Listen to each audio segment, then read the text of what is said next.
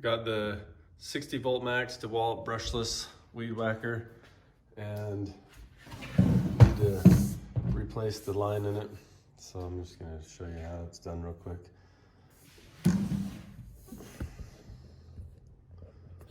So you just push the tabs on both sides.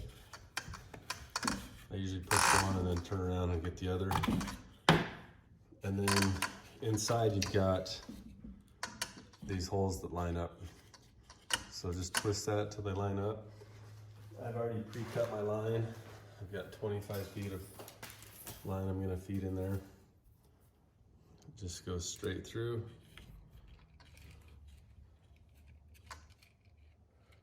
And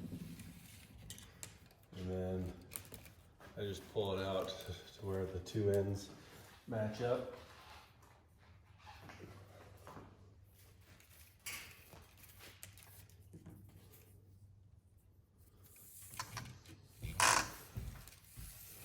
And pull it all the way through so it's straight. And then I just hold this outer side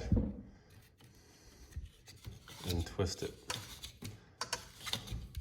So I'm holding on to this bigger ring, twisting a smaller ring, and it winds on the inside spool there.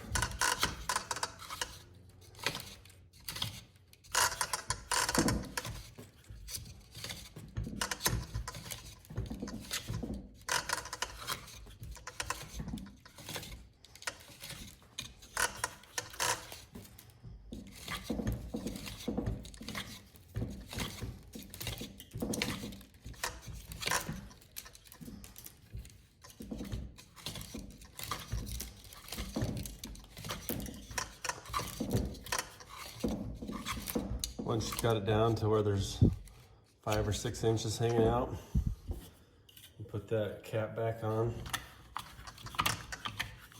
Just line it up, the tabs with the holes. Those just snap in there.